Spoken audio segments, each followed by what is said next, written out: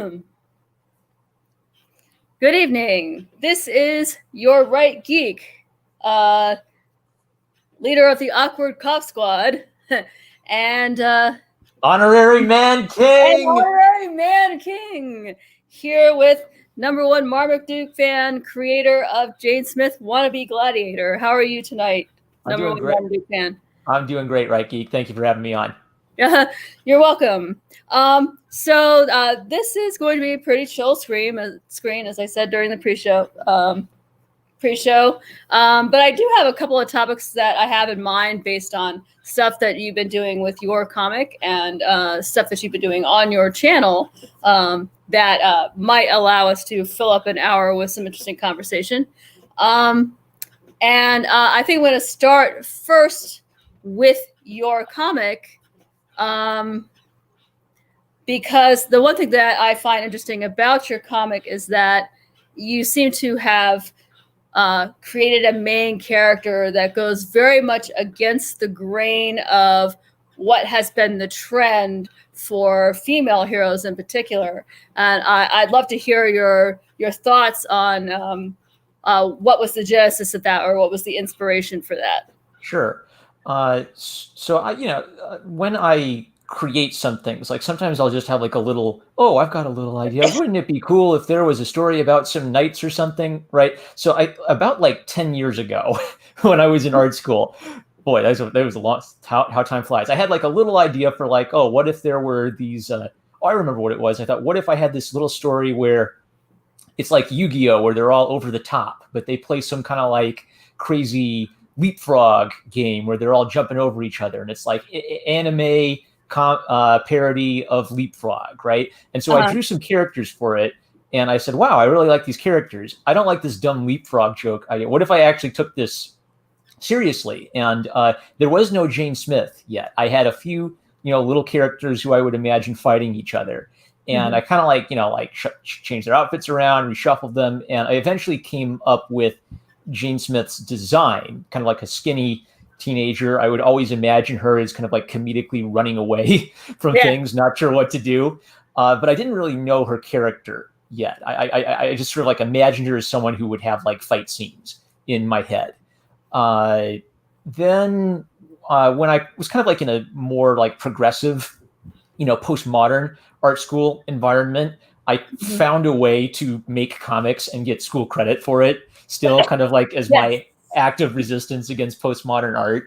And that was right about when Gamergate kicked up, and a lot of people were talking about how do you write a female character. So I would, I wasn't like active online then, but I would, listen to people, think about that. So the idea occurred to me of, well, okay, she's sort of not the Mary Sue character. She's weak. She's not that strong physically.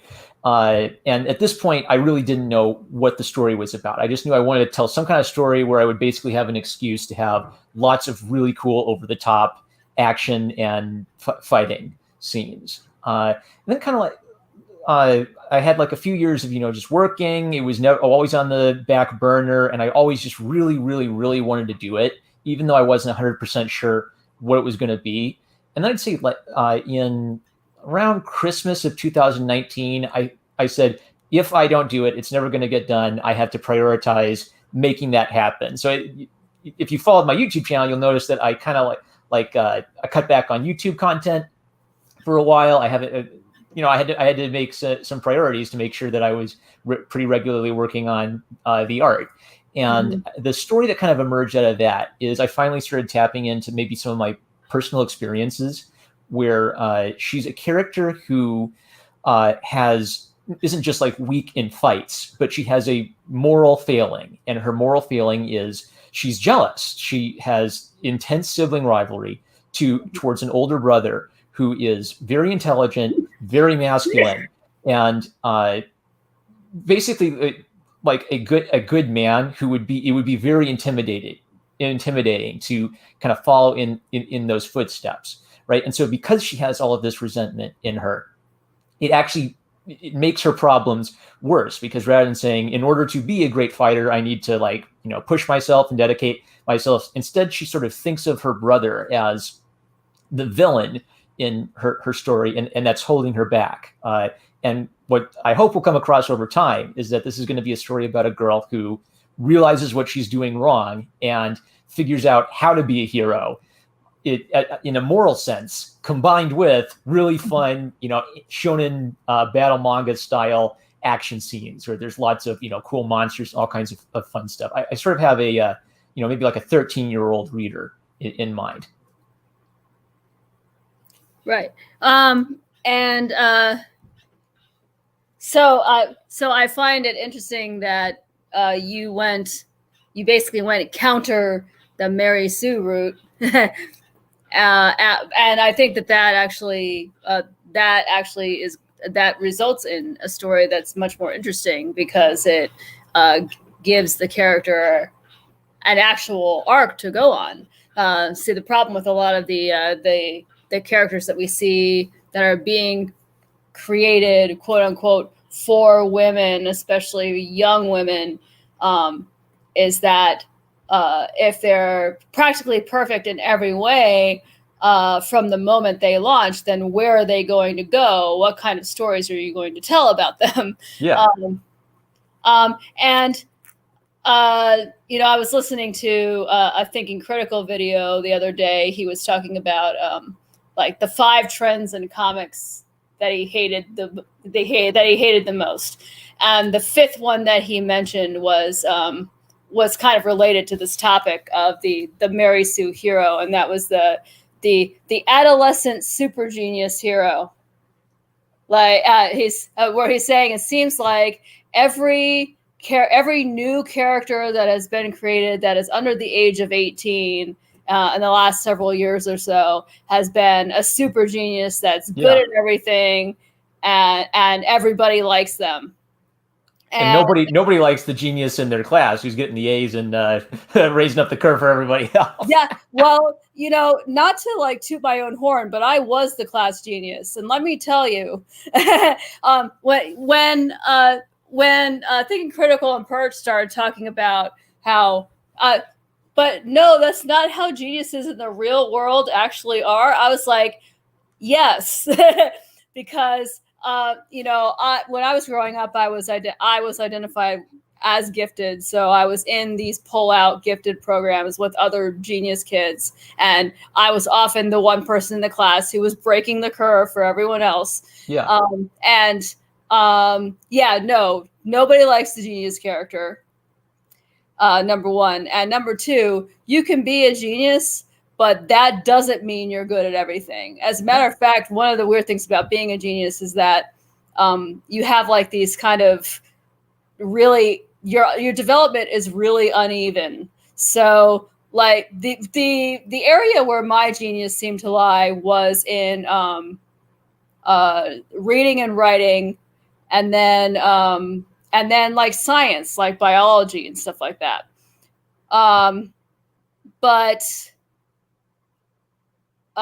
So I when I was 9 years old, I knew these incredible things about like human physiology and anatomy and stuff like that. But, in other ways, at 9 years old, I was kind of behind my classmates in some other things. It's like, I said once on my blog that being a genius this is what it's like to be a genius. You can do calculus in your head, but you also can't tie your shoes. Yeah. Like, there are many different types of competencies. And yes, exactly. Competency in one area doesn't translate to competency in everything. Yeah. Right. Yeah. So high IQ people, they're often very strange because they have, most of the time they do specialize. There's that one thing that they're the savant in, and then in other areas of their life they're like completely useless. So I said that you could do calculus in your head, but you can't tie your shoes or conduct a passable conversation on the telephone without feeling all embarrassed and self-conscious about yourself. And maybe for young characters, something to emphasize is a young character could be a super genius, but if you're 16 years old, you literally can't have done 20 years worth of reading when you're 16 years old. Right? So you can have an old mentor right, who isn't a super genius, but is Yeah. more competent than the super genius because they actually have some experience that's relevant. Right. That's one of the things I love about, well, Marvel Comics and DC Comics have been good about this too. But I think that sort of the shonen battle manga comics have picked up on that teenagers like people fighting each other with superpowers, and that when you have people fighting each other with superpowers, you can have all of these creative combinations with it, and then you can sort of like apply those to personality. Like, he's the hothead, he has fire powers, he's got to learn to control his temper, so he controls his fire. That kind of a thing. Like, it's I see it as it's a genre for a young type of person because there's a fun aspect to the superpowered character. And the duty for a really good writer is, if you want it to resonate, if you want it to speak to people, if you want it to last, to find something human, identifiable, something that a normal person would go through, and you bring that into the fun aspect, and that I think is what defines like a really good children's story. Right. and that's what I think Wes and Perch were perceiving as missing from some of the newer heroes that have been invented recently, is that is the relatability factor. So you mentioned that, this kid has fire powers, and it's related to his temper, and he has to learn how to control his temper. Well, a lot of the heroes that they were talking about didn't really have flaws of that nature. So the question they were asking is, what kid is going to relate to that? Right? Because Right. actual real kids, whether they're super geniuses or not, have flaws and have difficulties in their lives. How are they actually going to relate to a kid who really doesn't seem to have any troubles at all? Everything is just handed to them. Like, Right. like Riri Williams, everything just gets handed to her, everyone thinks she's great. She's famous. Everyone loves her. And everyone is offering her their labs or their, Yeah. and there's no real actual difficulty, who's going to relate to that? And it sort of feels like they're taking a really cheesy type of male pulp character, mm-hmm. and they're saying, oh, well, we need female versions of really cheesy, perfect male pulp characters. And it's kind of like, well, I don't know if cheesy male pulp characters are the most memorable characters to begin with. So why do you want a female version of a non-complex character? But then again, maybe like to play the devil's advocate, I also like simple characters sometimes. Like, Superman's a simple character. He's a nice guy, right? Yeah. So it makes me wonder, like, because there was a few years worth of Mary Sue discourse, and I always like to hear the opposing side as much as I can to see if I'm wrong. Yeah. Like, Jordan Peterson talks about it like, oh, attack your own ideas, and with a crowbar, and see if you can hurt the idea. So I feel like some people who are on the, I don't know, pro Mary Sue side of it, whatever that would be, I've got it. So people who complain about Mary Sue's seem to lean right, and people who compare about damsels in distress seem to lean left, where the damsel in distress is said to be this anti-feminist archetype that teaches girls you need a man to come save you. And I thought about that for a while, and my thought was, what would I want my girl, if I had a daughter, to learn? I wouldn't want her to be, reliant on Prince Charming to come and save her. I'd want her to have some self-reliance and, her own moral virtues. But, then I reread Cinderella, and I realized, hey, wait a second, that's not what Cinderella is teaching. The protagonist of Cinderella is very active in making decisions in her life. So I feel like you have to be careful not to let your, I don't know, critical lens or the analysis of stories stop you from writing the story, because I think art criticism or editing, it's a different part of your brain from creating. Like, I could nitpick a story and find every little typo in it, You can hire me to do that. By the way, $5 per. But, like, I know that's a really different part of me than the writing part of me. Yeah, And yeah. I'd admit I still haven't learned how to write on command yet. I haven't developed that as a skill yet. I still need either I don't believe in just sitting around and waiting for inspiration to happen. But I've needed inspiration to figure out what the hell I'm doing with what I'm doing, because I don't want to waste my time. I don't want to waste my time Yeah. on a graphic novel where I don't know who the character is. But once I know who the character is, then I just have to keep that in mind every time I'm with her, so that that comes across, and so that human element stays present. Right. Yeah. And that's kind of where I am with my prose writing too. I need writing on command. Haven't really achieved that yet. Do need the inspiration, but but I've been trying to like do like at least a once a week thing. I've got so many other things going on in my life, but yeah. I don't know. Like, I don't know if this would relate to writing, but maybe for comics, like when I'm just absolutely stuck, I will write a little nonfiction comic where I don't have to write or be really that creative. I just have to draw something, little educational comic about, here's so and so, and what a funny little artist he was in art history. So never stop making. I think Toby Fox, the creator of Undertale, he once said, get into the habit of do some little projects just to get into the habit of starting and finishing a few little projects before you tackle the big project. And he has very much I need to code almost everything by myself. Maybe I'll hire a couple little artists to help me, but he has this mentality of he basically wants to have control over every aspect of an entire video game, which is a really meticulous, very difficult approach to art. It's kind of my approach to art, because I have a perfectionist flaw in me where I don't know if I could trust other people with my baby. I want to change that in the future. I think after I finish this comic, I'm going to try to experiment with hiring artists to do comics I write. But for this one, like, it was really important to me that when you look at Jane, that something about the way she's drawn really connects with how she is on the inside. And so it's kind of like, I have to do this job to get it the way I want it.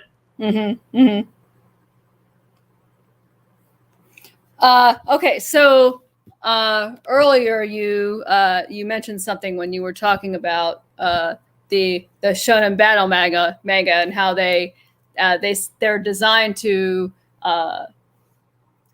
appeal to the young audience with the cool superpowers and people fighting each other. They picked up that teenagers like that.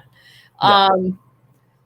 On your channel, I've noticed that a lot of the comics that you review are comics that are designed for the young audience. So I'm also interested in hearing your thoughts just in general. What do you think would actually appeal to a young audience, and what are some creators doing wrong in their attempts to get to that young audience? Gotcha. Well, I mean, I'm not a kid anymore, but I try to remember, what did I like when I was a kid? I liked Samurai Jack because he was so cool and he was a good guy, and fight scenes were so exciting, and I really wanted Samurai Jack to get back to the past, that kind of stuff. I feel like you could simplify it to kids aren't stupid. They don't know much about the world because they're young and they don't have experience. But they basically make children make intelligent observations and connections all the time. That's why a lot of the things they say are so precocious and funny. Is they pick up on a lot, even if they don't know exactly what the right vocab word for it is. Right. I guess for like really, the only thing I would worry about is maybe for really younger readers, you probably don't want to give them nightmares. That's all I'd worry about if you're targeting maybe like an 8-year-old audience. Right. But I basically say teenager up. You can tell them a story about anything.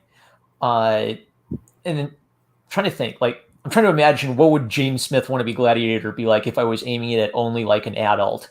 audience. I guess if I was aiming it at an adult audience, I'd be more comfortable like putting like F words and things like that into it. And I feel like, if you're a teenager and you want to appeal to a parent, I don't want to censor myself, but I do want to make it accessible. I don't want to.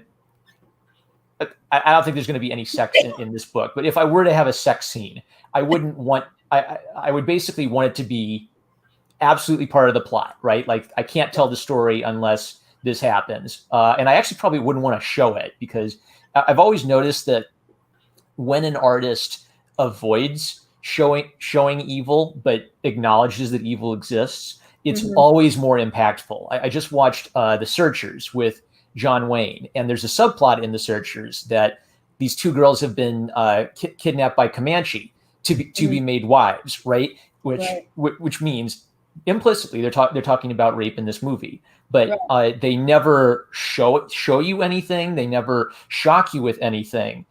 John Wayne just has this one line where he admits that he found one of the girls and he buried her. And the guy says, did they do anything to her? And Wayne just loses his temper. He says, what do you want me to do? Draw you a picture?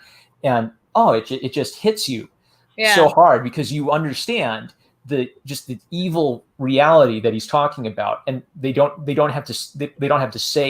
say the word rape. And what I respect about that from a storytelling perspective is I think you need to acknowledge evil in any story that's going to be about good and evil, and just like it's not Saturday morning cartoon evil. Like evil is tragedy. You can find it in everyday life. Like it makes me tear up a little bit thinking about things like that. And for a teenager, you don't want to I think when a lot of people write for teenagers, they say it has to be edgy. He's soaked in blood. Look, he's murdered a million. Anakin Skywalker's murdered a bunch of children, right? Yeah. Which I think is the wrong way to tackle evil. You acknowledge it exists. You show the effects of it, but I guess you don't have to relish in it. I don't need to see the axe murderer, axing a girl to death to know that he's evil. It's enough. Andrew Clavin has the line, if I see a murderer chasing a girl with a knife, I don't want to be rooting for the guy with a knife. I want to be rooting for the girl. So, right. I guess that'd be my thought for doing it for teenagers. If you're aiming for an adult audience, I think it's okay to go a bit darker. Like the Joker movie is a good example of that. I think trying to get you into the mind of an insane, evil person. And it does show some graphic violence in that movie. Know your audience, and then don't forget what you decided at the beginning. I forget his name, but there's a Hollywood screenwriter that says the most important decision he thinks a Hollywood screenwriter has to make is what is the genre. Where if you say, I'm going to make a chick flick, well, then you have to know what makes a good chick flick and don't miss anything that goes into a good chick flick, like the first kiss. If you don't want to make a chick flick, don't accidentally put chick flick elements into your action movie, or the girls aren't going to like it when their husband brings them to the action movie, right? Unless you're Stan Lee writing Iron Man comics during the Tales of Suspense. Well, I mean, he literally would write like cheesy tales of romance, Western love story comics. Yeah, he was never typecast to just superhero stories. Yeah, but the reason why I brought up Tales of Suspense is that it was actually it's actually kind of hilarious that Tales of Suspense is a superhero comic.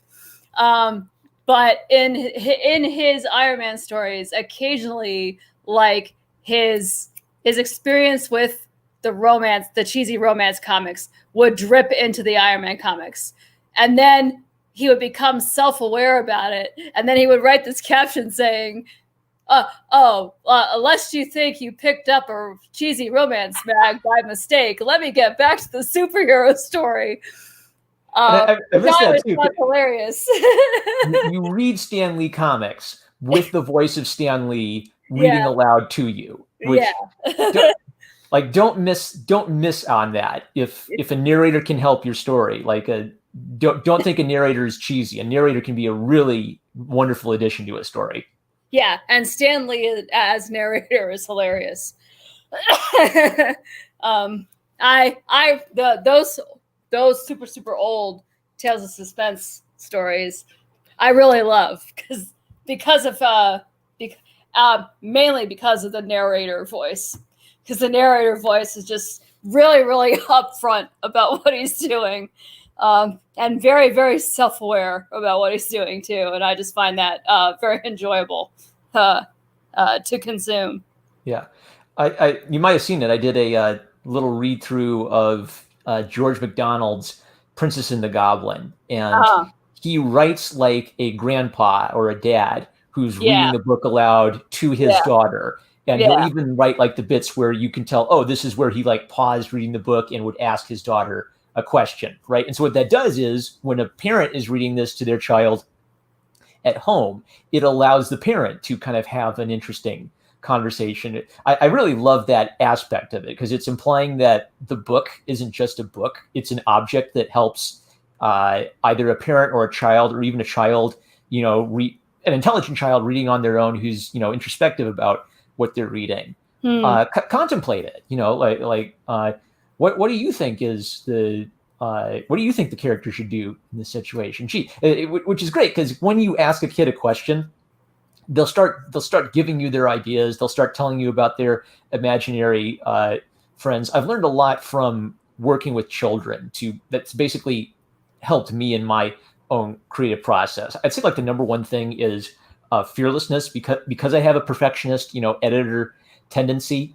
I do want to look at my work and edit every little detail and make it look really good. But the thing I learned from kids is also, have fun and create something. Don't let the perfectionist voice in your head stop you from actually getting down and getting into the story that you want to tell.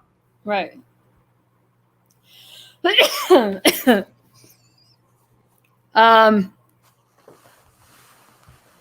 Yeah. So, what do you think? Because we know that that there are people out there that are writing graphic stories that are appealing to kids, but those stories do not seem to be coming from the big two. So what do you think the big two is doing wrong in their attempts to grab that young audience? I occasionally have seen hopeful little examples from the big two. I almost wonder if comics is in a period of decline, or if the big two are in a period of decline. And once the decline starts, you can't stop it. You can be a great artist or a great art author within that decline. Maybe you can, find some creative spark that'll help inspire others. Like I see art as kind of like this living thing where people start doing something, everybody else realizes that's brilliant, and they start doing it, and eventually we beat it to death and we move on to the next thing. I think postmodern art is that. Like I've said I respect some postmodern artists because I just admire their chutzpah. I respect Marcel Duchamp putting a urinal in the art gallery because that's actually a funny joke. But then that was over 100 years ago, right? He told a funny joke. And then 100 years later, you asked me, what do I think about the duct tape on the banana ones? And I didn't really think much about it because it's an old joke. I've heard that one before. When a postmodern artist does that, it's like they're saying, why did the chicken cross the road to get to the other side? Every art student has a weird conceptual art story from their days in art school. And so basically, I think that joke got beaten to death. There's nothing you can do with it anymore that hasn't been done. And a lot of them are actually kind of aware of that. They'll even tell jokes about how they realize that it's all absurd and that they're just, goofing around and hoping a millionaire will buy it. And so what I think a real artist has to do in that situation is say, okay, I now live in this age where I can do anything and call it art, but I actually want to be happy with my art. So maybe that means drawing. Maybe that means painting. Maybe one of the things I do admire about the postmodernists is at least the experiment. I don't know. Maybe it means checking out like a virtual reality helmet and I don't know, doing some kind of painting in virtual reality that I don't know anything about. Like I would say, be willing to embrace new technology or new ways of making art with, new software that you never thought was possible before. But look at old art for inspiration. Look at old art for great stories or great themes for you to tackle in whatever the weird new creepy technological age we're going into will be. But that's kind of that's kind of one of the reasons I wanted virtual reality as a theme in Jane Smith Wannabe Gladiator. Is for me, it's kind of a metaphor of my experience with what's the internet growing up. Like I have a distinct memory of my childhood pre-internet, and then the internet comes into my life, and it's kind of cheesy dial-up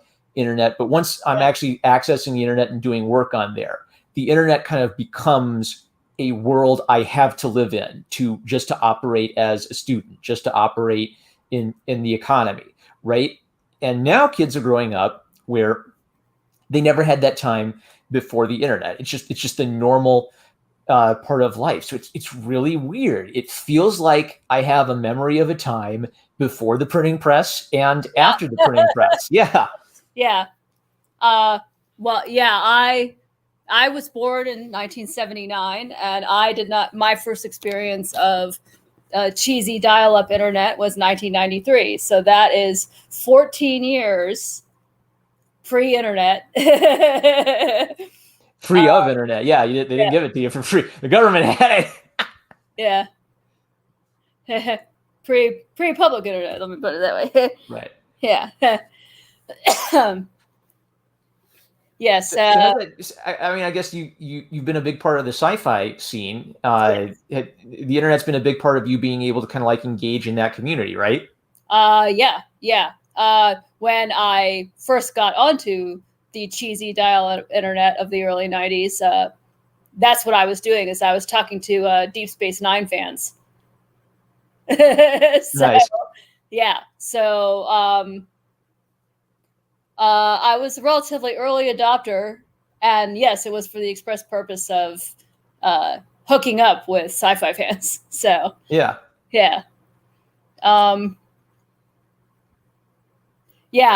Yeah, it is weird.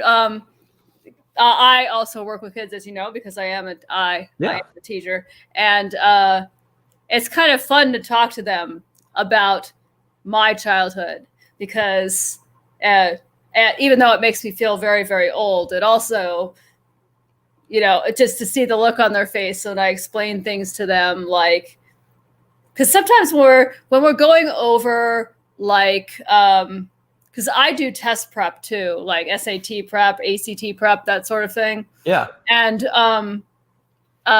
sometimes when we're reading a passage that is talking about something pre-internet, sometimes I have to explain to them. So I'll have to explain, like, what a Kodak moment is, like, because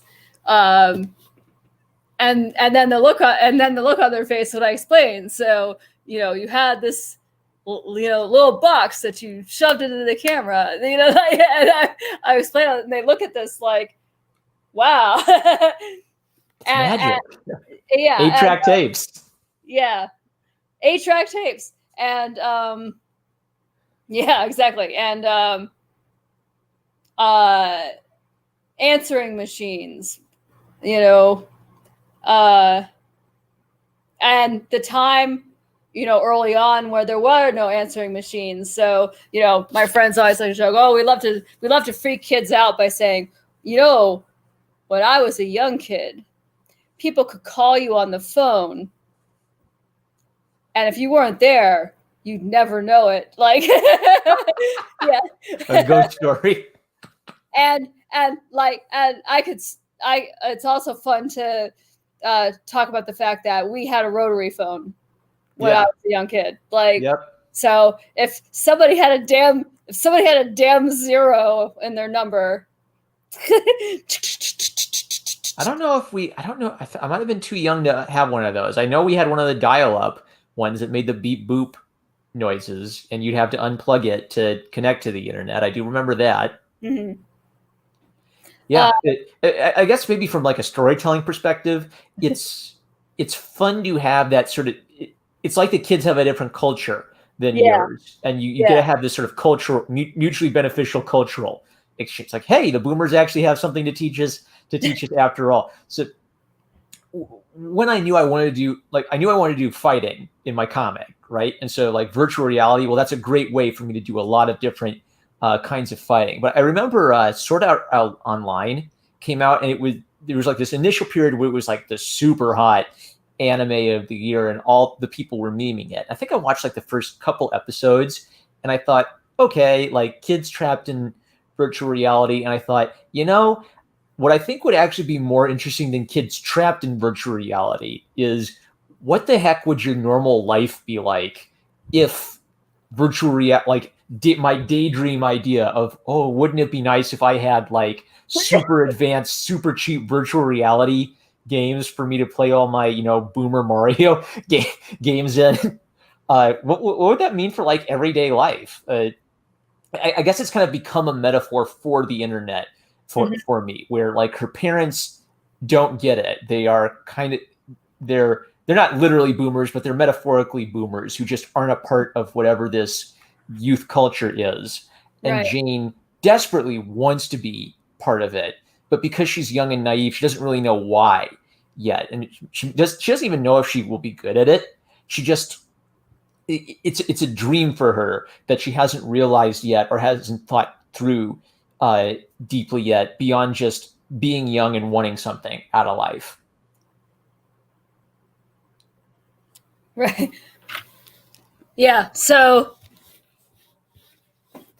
to go back to the original question, where do some of the comics that are purportedly targeted towards young people, where do they fail? Where do they fail? Okay. Yeah. They either, well, some of them don't try to aim at kids at all when they should be. I don't think there should be a single Batman or Superman comic that cannot be read by a 13-year-old at the very least. I think the most Batman and Superman comics should be targeted at 6-year-olds and 7-year-olds, like barely literate children, should be the target audience. Yeah.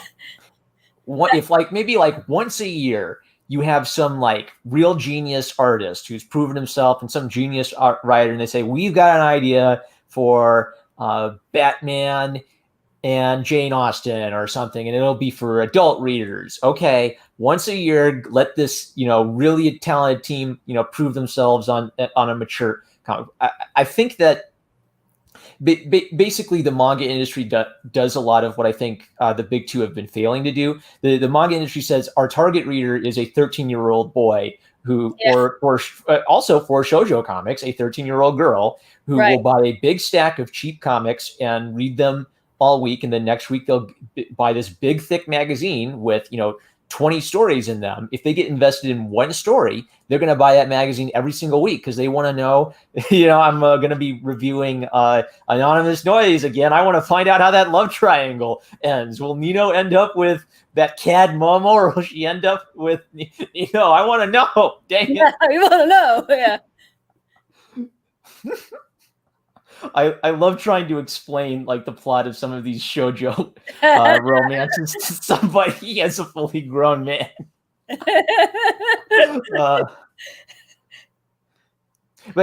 So okay, focusing on your question.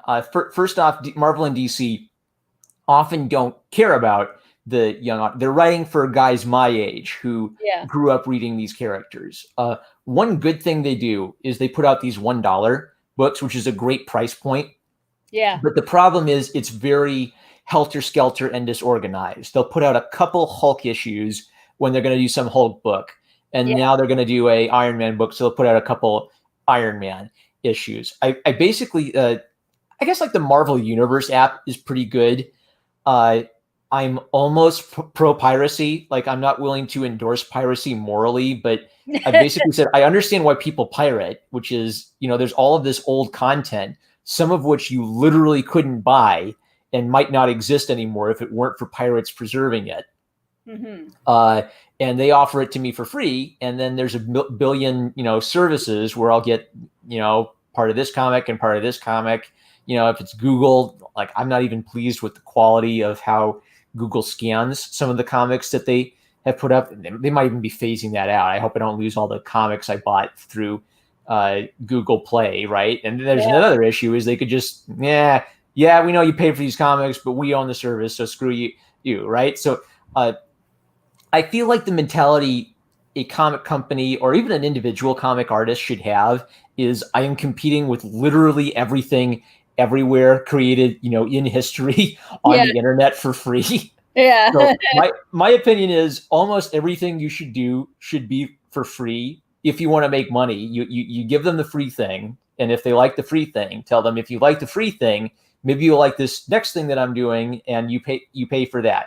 I basically think that every good old Marvel and DC comic should basically be available for free to get kids interested in the characters. And then you sell them on, the big treasury editions, sell them on the cosplay outfits and the toys and figurines. A lot of people say that's where the anime industry makes a lot of its bucks. That they may make pennies from Crunchyroll subscriptions, but they'll basically make pure profit if you buy their anime figurines. So who'd I read? I think I read a book called Perennial Seller, where he talks about the process of writing a book that will be a perennial seller. It's mostly a marketing book, actually, but it has a lot of applications to creative writers and creative artists, because you want to make money on your art, and it's really, really hard to do that. Well, one thing to do is make it really, really, really easy for someone to find your characters, so that if you're competing with free, offer it free, and then find a way to monetize, volume 2 of it, or the physical book of it, or a special edition of it. I've basically said, I've already said this already, so I'm willing to say it here. I'm basically going to pirate my own book at low quality. I literally want it on all the pirate sites, legally and free, but it won't be the best quality, right? Like you can read it in kind of like the crummy quality, but if you really want the nice quality, then I'll be offering it for sale, and you can get a physical book of it. You can get a really nice high quality scan of it in the PDF, but it won't be hard for someone who's interested in the character and is maybe poorer to check it out and hopefully get interested in it. And I advise that as a really good tactic for any starting artist. Yeah. Basically what you're describing is the Baen Books strategy. Baen Books is a mid-level science fiction fantasy publisher. And they have actually put all of their first books of series up for free on their website. So that's the Baen free library there. Yeah. So they're kind of in the same camp as you. Offer people the first hit for free so that they can get acquainted with your characters and with your universes and so on. And then once you've got them hooked, then you can actually sell things to them. Yeah. Yeah. And I have one more thought kind of on your overarching question. So what can Marvel and DC do to actually make it appeal to kids? So I think my first thought was actually make book for kids. 2 was make it really, really easy for kids to find and read, your back catalog of books, so that you can start selling them on more stuff. Get them to like Spider-Man, so they want to buy Spider-Man stuff. And then I guess the third one was don't fall into the trap of treating kids like idiots, and don't fall into the trap of treating kids like edgy boys. Sonic, Shadow the Hedgehog, he's got a gun. He's so that's my favorite illustration of edginess of all time. I actually genuinely like Shadow the Hedgehog. So maybe a little edginess, but you don't. Shock value has diminishing returns. It's shocking the first time someone does it. The 100th time, it's not so shocking anymore. Learn to be subtle. Right. And as far as don't treat kids like they're stupid, I think a subcategory of that is don't preach to them. Yeah. And I'm not just talking about like political agendas or anything too. There's also the very, very persistent and very annoying we got to get kids to love the STEM Yeah. thing that's been going on. Um, uh, which I really don't see, just based on my experience with kids. I really don't see kids actually getting turned on to STEM Yeah. through comics like that. That's not how it works. You can't like cajole someone into it. Yeah. And whenever I think of a good teacher, I'm not a scientist, but I would have like a good science teacher who would, teach me about science and make it interesting. And the thing that the recurring thing is a good teacher help doesn't recite a bunch of, like Wikipedia could recite a bunch of facts at you. The teacher is there to help you understand why the thing is important, and maybe have a person explain to you the parts of it that you're not quite getting. A good history teacher explains to you why all these dead people matter to Right. you.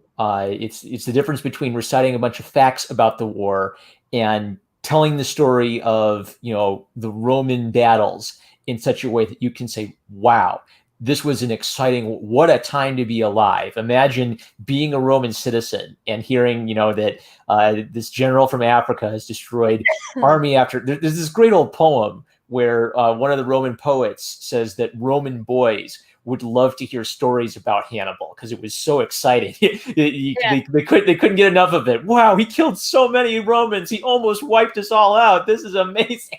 That's the thing. Yeah. That's the thing kids like. They like violence. They like things blowing up. Yeah. If you're a science teacher, blow something. Find a safe way to blow something up. Yeah. Within reason. Like I heard about a science teacher who set his school on fire once. But, like demonstrate to them. No one cares about electromagnetism, but if you have a kid put their hand on like one of those things and then their hair stands up on edge, wow, what makes that happen? Okay, let's learn about why that happens. Electromagnetism. Schoolhouse Rock did a good job of this. Their philosophy for Schoolhouse Rock was find a mental picture for an advanced concept. So how do you explain the nervous system? Oh, this is a dated reference, but it's like a telegraph line. The brain sends the signal through the telegraph line to the hand, and then the telegraph line goes back to the brain. There we go. Move the hand, right? The stove is hot. Get your hand off the stove. So what works in teaching works in storytelling. A good teacher wants you to, I don't know, basically understand the thing, not know a bunch of facts about the thing. A good storyteller wants you to be in the world and experience the world. A good storyteller doesn't say, I am going to teach you democracy dies in darkness and don't vote for the guy I say don't vote for. I think I love Andrew Klavan. Andrew Klavan has another like line about it where he says, I'm a Christian, but when I write a story, I try to like forget what my biases are, and I let my worldview shine through by having the characters act things out and being honest about them. So if he's got he'll have like a complex, secular character with flaws and good points, and that character's actions will sort of become symbolic of his worldview. Like every young person, as soon as you can, should be reading Shakespeare, because you find every great anime protagonist in Shakespeare. Like Hamlet. Right.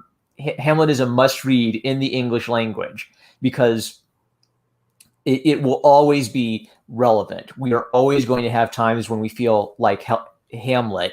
To be or not to be. I see that in the Doomer memes in 4chan. That's Hamlet all over again.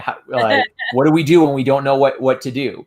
And it's so beautifully expressed. So if you pick up, you have to read to write. You read and you read and you read and you read and you read, and then that all goes into your imagination machine, I guess. And then something can come out of that.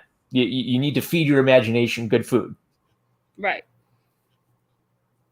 And if you want to bring people, say, into the world of STEM, it'd be good if you were actually a little bit informed about how scientists actually work, because that's the other thing that annoys me is I know a lot of actual scientists, and when STEM gets portrayed in some of these comics that are really pushing this whole STEM angle, it's not real science. It's like what some creative thinks science is. Yeah. And but all the real scientists whom I know will tell you that, yeah, they don't really get what science is at all. Yeah. So, like Wikipedia level understanding is dangerous. Now, I guess the good thing is, I don't know how to sword fight, but the internet will help me learn about how sword fighters sword fight. So maybe I can write a convincing sword fighting scene. Yeah. So maybe like first for the STEM angle, have a character who is a Sherlock Holmes type character. And this is not true of the lame BBC series where he's just a super genius, but book Sherlock Holmes is actually not the smartest person in the world. His brother Mycroft is smarter than Sherlock Holmes is, but Sherlock Holmes is a very energetic character. So Mycroft sits around all day thinking brilliant thoughts, and Holmes runs around. He won't eat until he captures the criminal. And this isn't true of all the stories, but usually in a lot of them, when he makes a brilliant deduction, Watson can't believe how he did it, and Holmes will say, well, I see there are pawnbroker's marks on this watch. Therefore, I deduce that it's that your brother has repeatedly sold it to a pawnbroker. Therefore, your brother has had financial troubles. And then Watson says, oh, it's so simple once you explain it, right? Have like a cool thing like that, where there's a simple logical explanation for why it happened. And it feels so cool. Like one of two things happen. Either the kid sees it coming and then they feel smart and they feel cool because they figured out the mystery, or they learn something. They couldn't figure it out and they learn something and say, wow, Detective Conan is so good at this. Detective Conan mystery stories are all incredibly simple, little mysteries where they don't know how the body could possibly have gotten where it is. Right. And there will always be some like three-step trick to it that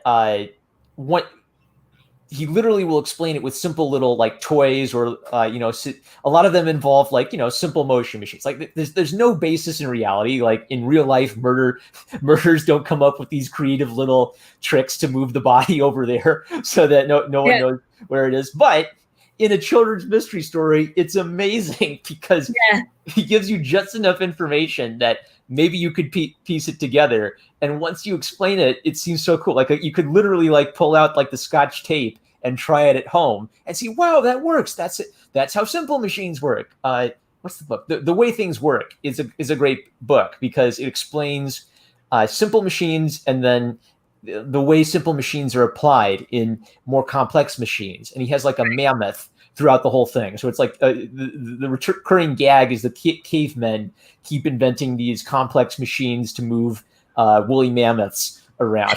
And by the end of the book, you feel really excited. Like you could start building some simple little things. Yeah.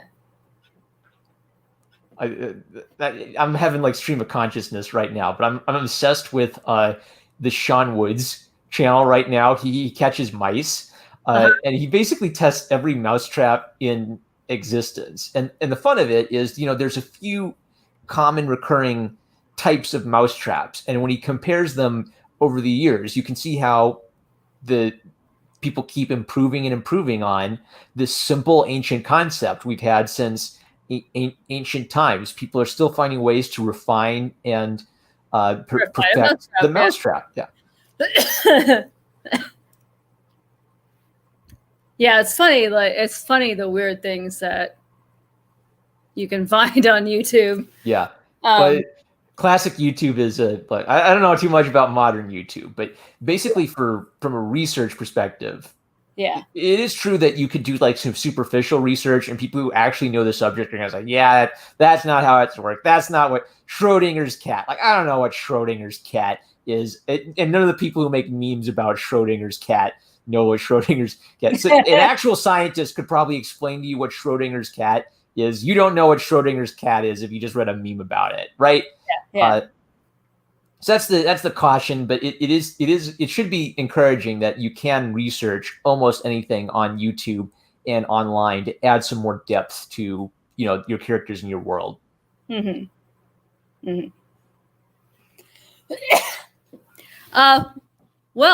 We are getting close to the end of the hour here, so I would like to thank you for coming on tonight.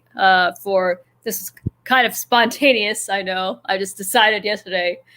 To be honest, the reason why I decided to do this is I didn't really have any comics to review this week. I didn't have any chance to read comics for various reasons having to do with work and doctor appointments and stuff like that. So I was like, crap, what am I going to do this week? So thank you for coming on. We had some great thoughts, or you had some great thoughts to share. Hopefully if you are watching this later, I hope you enjoyed the conversation here. Please comment below if you did with your thoughts.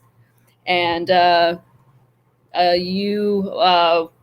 will talk to you next week with my next review. And Number One Marmaduke Fan, of course, has his channel, which I linked to in the description. I also linked to the to Number One Marmaduke Fan's Subscribestar. I linked to Jane Smith Wannabe Gladiator on Webtoons, and I have the address for my PayPal account, which if you have the means, every little bit helps. I do have medical bills to pay, so. And you prefer that over any of the others, like subscription services, as for supporting you? At the moment, yes. I'm still trying to gather, I'm still trying to. The bills are still coming in. Yeah. But once I have everything gathered and I know exactly how much, what'll probably happen is I'll be opening up a GoFundMe. But for the moment, we're just using PayPal. So. Fantastic. Well, thank you for having me on. You asked great questions, and you're a great interviewer. You're welcome, and thank you very much. And you have a good evening. I will. And let's talk about Iron Man some more sometime. That might be fun. Yes. Well, I can do that for an hour just for myself. I'll be like the token noob for Iron Man discussion. Yeah. Well, the last Iron Man video I did ran for 36 minutes, and that was just me myself. Running on pure rage, but so if I have someone to bounce off of, I can definitely carry that longer for sure. Cool. Yeah. I'll start slowly working my way through Iron Man, starting from issue 1. Wow, I like this gold suit. Yeah. Tales of Suspense number 39, then Tales of Suspense number 40. We got the gold suit. Yeah. Yes, well, I can walk you through it. Fantastic. All right, well, let's chat more about Iron Man sometime. All right. Thanks for having me on. All right, you're welcome. Catch you later.